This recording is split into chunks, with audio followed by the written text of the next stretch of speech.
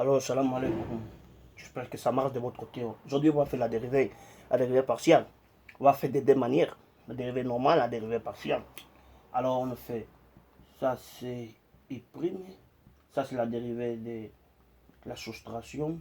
Ça veut dire que la dérivée de ça plus moins la dérivée de ça. Alors, la dérivée de ça, ça me donne 8 parce que x c'est 1. Et moins la dérivée d'une constante, c'est 0. Alors, je trouve que I' est égal à 8. Ok, on va faire ça de autre manière avec la formule de la dérivée partielle d de i divisé d de x est égal à limite de la variation de x quand on tend vers 0. Alors, la formule générale, c'est f de x plus la variation de x moins f de x divisé la variation de x, bien sûr. Ça, c'est la formule. Avec cette formule, on va appliquer notre fonction et on va essayer de trouver le même résultat. Alors, en effet, est égal à la limite de la variation de x quand on vers 0.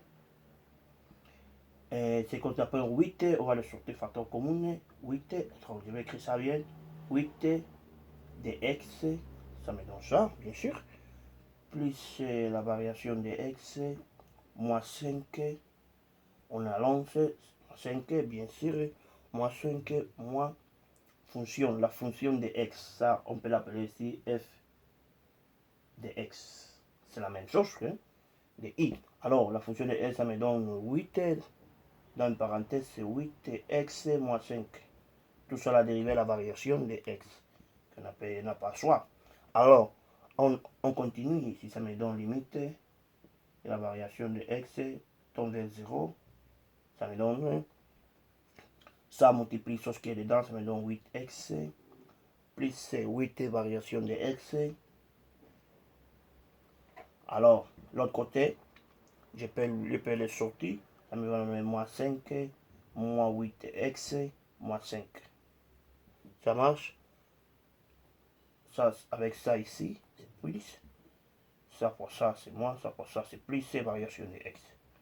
Alors, ça, c'est pareil, ça va partir à la maison avec sa famille. Ça aussi, c'est pareil, ça va partir à la maison avec sa famille. Je trouve que la limite de la variation de x quand on vers 0. Au numérateur, il y en a 8 fois variation de x. Dénominateur, il y en a variation de x. Ça et ça, pour simplifier, sont des parents.